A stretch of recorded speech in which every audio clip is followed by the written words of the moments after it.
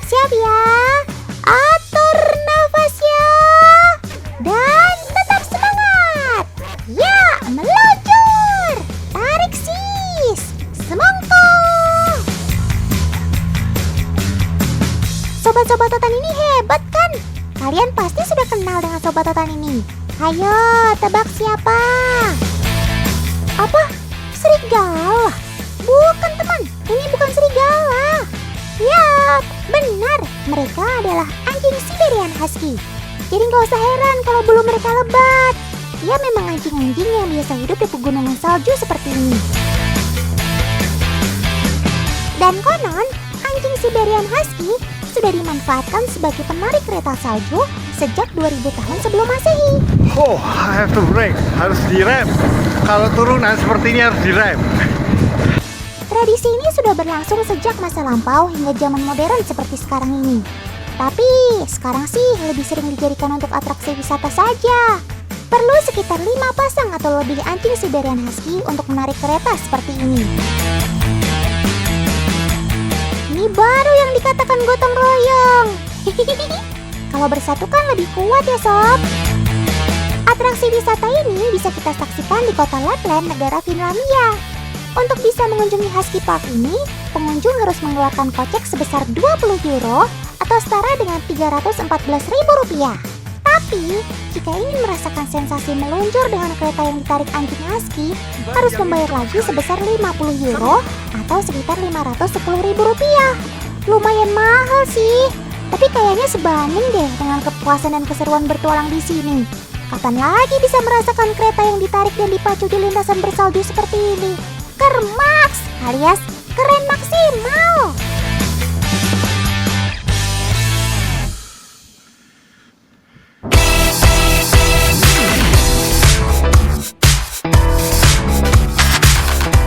Teman di rumah, ayo tebak pertanyaan Notan. Jenis anjing apa yang nilainya termahal di dunia? Jawabannya adalah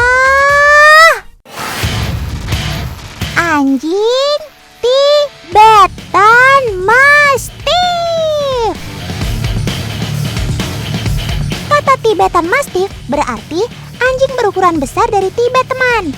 Anjing ras ini dipercaya jadi perlambang kemakmuran dan kekayaan orang-orang di Tibet. Sampai-sampai ada kalimat kiasan, belum jadi orang kaya kalau belum punya anjing Tibetan Mastiff. Sultan Abes! Itulah kenapa anjing ini jadi bernilai mahal.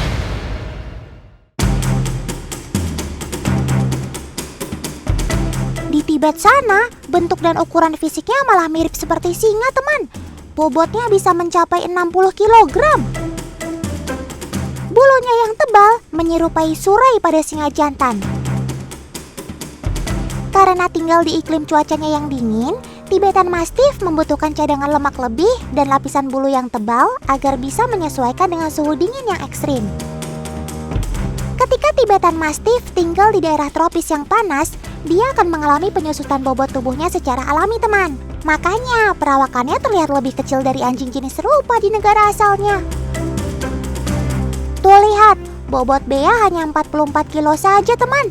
Tapi tetap saja, bobotnya itu membuatnya masuk golongan jenis anjing-anjing besar.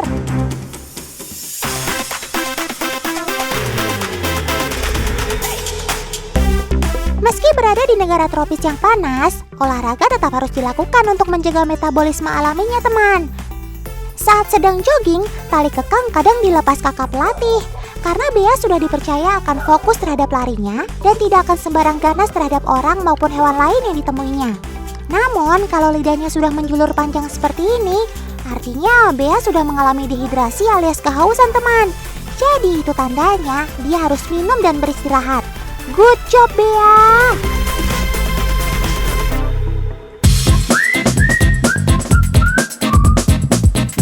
Sepertinya ada yang mau nganter paket nih.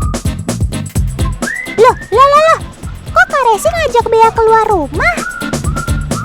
Wah, ternyata mobil ini khusus untuk antar jemput keperluannya si Bea, teman. Hari ini waktunya Bea perawatan mandi, teman. Nah, mobil box ini adalah mobil khusus yang dilengkapi pengatur suhu ruangan agar si Bea tetap nyaman dan tidak stres di perjalanan. Weleh, pemilik anjingnya pasti sayang banget sama kamu ya Sob, sampai disediain mobil sendiri buat keperluanmu.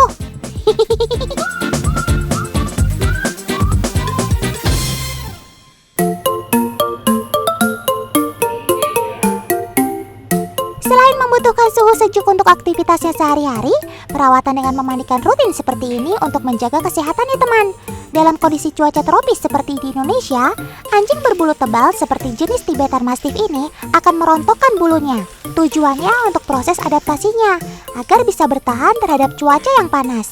Jadi dia perlu melepas panas berlebih dan mengurangi ketebalan bulunya, karena tidak lagi diperlukan sebagai pelindung dingin.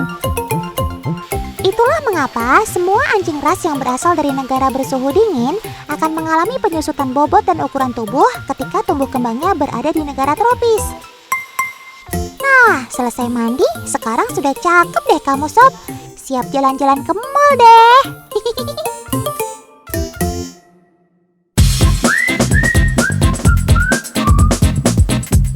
Hei, ada apa nih? Rame banget. Tapi nggak ada satupun yang undang Otan. Tunggu. Ini si Otan kenal. Anjing-anjing Shih Tzu ini kan dari komunitas Pesindo, alias pecinta Shih Tzu Indonesia. Wih, heboh banget kumpul-kumpul kali ini. Penampilan Sobat Otan kece-kece banget, kayak kaum bangsawan. Otan jadi kalah kece deh. Oh iya, hari ini kan kakak-kakak dari Pesindo lagi bikin Olimpiade Shih Tzu. Wih, Otan jamin 1000%, pasti seru banget. Yuk kepoin bareng Otan.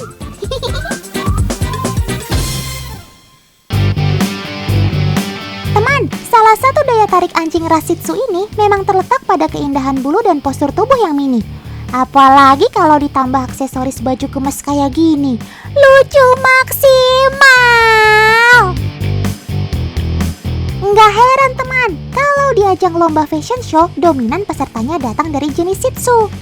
Wah, persaingan ketat banget. Semuanya ganteng dan cantik. Otan sebagai juri jadi bingung nih menangin siapa. Kalau teman di rumah jagoin yang mana nih?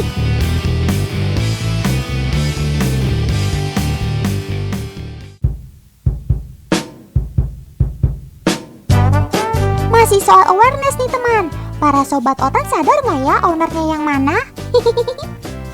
Secara nih ya, mama-mama mudanya juga kompak banget pakai seragam komunitas.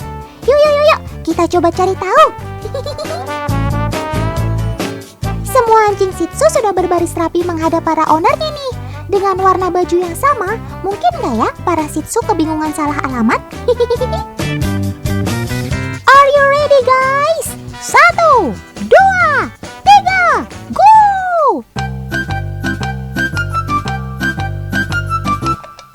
Nah, beneran ada yang salah alamat tuh teman. Bahkan ada yang melipir entah kemana. Tapi bukan berarti Sobat Otan ini nggak kenal sama ownernya ya. Anjing pun suka terkecoh terhadap hal-hal yang lebih menarik. Alhasil pada kocar kacir deh. Gemas!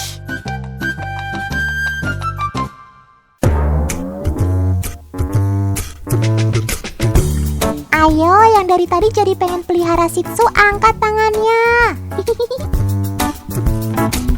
Keanggunan dari anjing ras Tiongkok ini memang jadi daya pikat mereka. Shih Tzu juga dikenal dengan sebutan Chinese Lion Dog karena postur tubuh kecilnya ditutupi dengan bulu lebat yang panjang dan lurus. Benar-benar cocok jadi duta shampoo kamu Sob.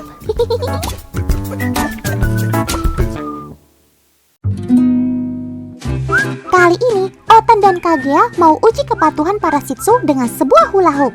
Ketiga peserta dalam tantangan ini harus diberi perintah untuk tetap bergeming di dalam lingkaran hula hoop. Siapa yang berhasil menjadi penghuni terakhir akan menjadi pemenangnya. Mantap!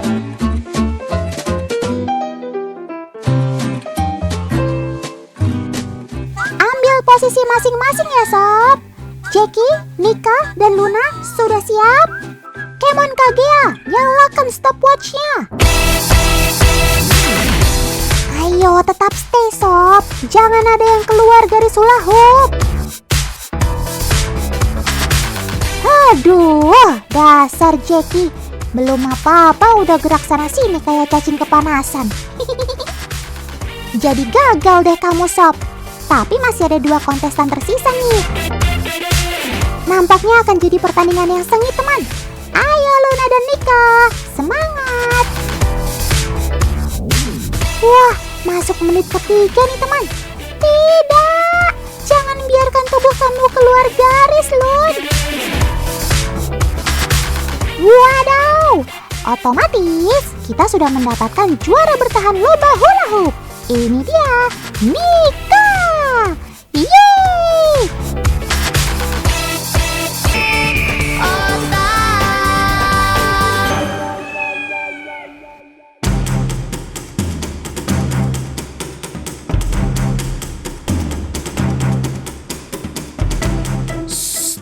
Teman di rumah jangan berisik. Otan lagi memantau si biru sobat kecil ini teman. Itu loh yang lagi bertengger di dahan. Kalian lihat tidak? Nah, kan baru juga diomongin, dia udah beraksi aja tuh. Jadi sobat Otan ini nama keren ya, Small Blue Kingfisher teman. Kalau di Indonesia, dia lebih dikenal sebagai burung raja udang biru.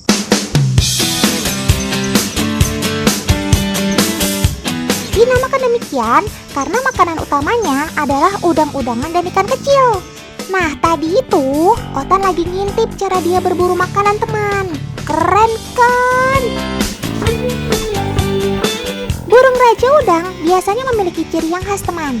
Tubuhnya yang cenderung kecil, warna bulunya yang biru cerah, ekornya pendek, dan kalau sudah terbang, ngebut guanjang bener. Tapi jangan salah, kecil-kecil gini, burung raja udang adalah pemburu yang handal. Dia adalah maut bagi ikan kecil dan udang-udang di air. Kalau sudah mengunci sasaran, dijamin pasti tertangkap. Burung raja udang biasanya berburu mangsa di pagi hari teman.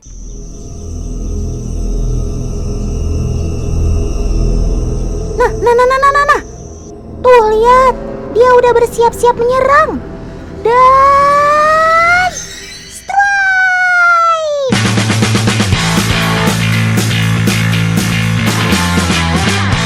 Tanpa ragu, tanpa ampun, si raja udang masuk ke air dan mendapatkan mangsanya. Udah kayak mancing mania aja kamu Sob. Mantap!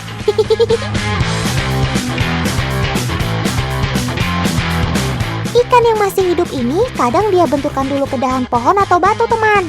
Ini dilakukan supaya lebih aman saat menelannya.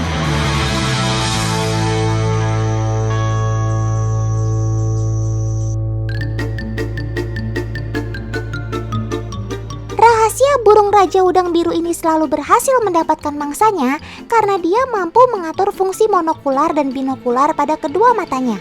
Pada saat mengamati si ikan dari atas air, fungsi penglihatannya bersifat monokular, alias masing-masing matanya digunakan secara terpisah untuk melihat. Itulah mengapa dia membutuhkan waktu yang lama untuk mengamati keadaan hingga memutuskan untuk masuk ke air. Dan pada saat masuk ke air, fungsi penglihatannya otomatis jadi binokular, alias kedua matanya difungsikan bersamaan. Inilah kenapa dia masih dapat melihat lebih luas dan tajam di dalam air. Berbeda dengan mata kita yang hanya mampu melihat tajamnya di luar air. Kalau kalian membuka mata ketika di dalam air, penglihatan kalian jadi kabur alias tidak jelas kan? Kermaks kamu Sob, keren maksimal.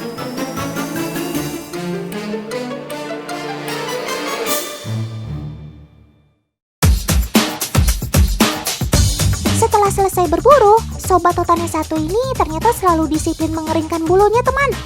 Tuh lihat, dia memastikan tidak ada lagi air yang menempel di bulu-bulunya.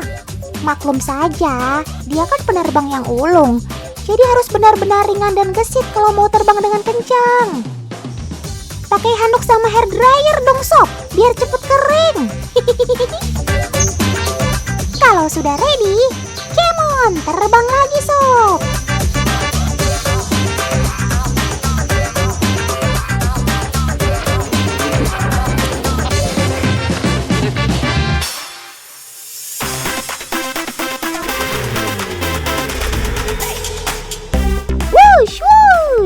Ini dia salah satu kereta api tercepat di dunia, Shinkansen. Kecepatannya bisa mencapai 420 km per jam loh. Wow! Pasti kalian bertanya-tanya apa hubungannya dengan burung kingfisher kan? Ya jelas ada dong. Bagian depan atau moncong kereta Shinkansen yang khas banget itu ternyata terinspirasi dari bentuk paruh kingfisher.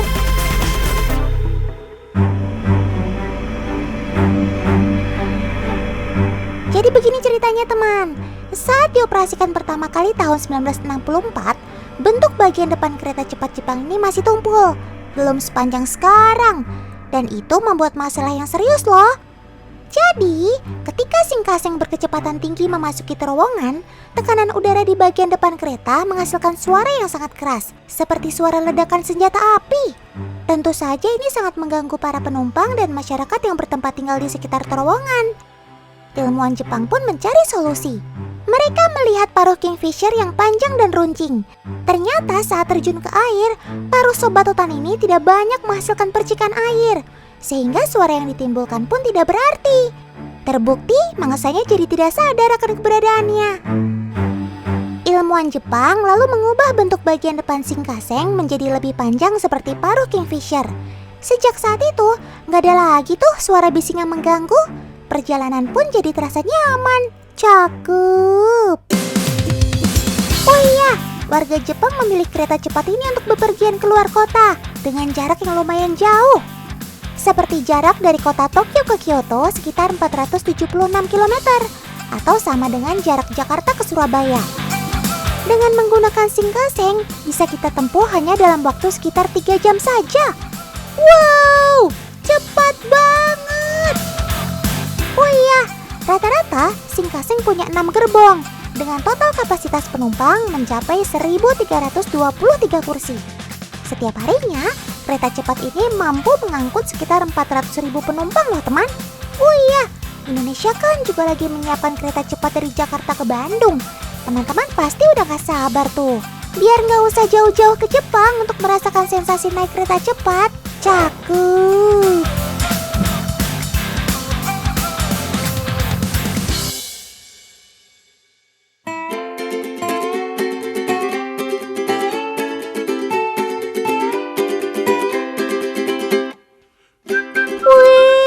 Cakep banget fotonya, sempurna. Foto ini adalah hasil karya Om Alan MC Faden, seorang fotografer asal Britania Raya. Ada fakta unik di balik foto burung kingfisher ini teman.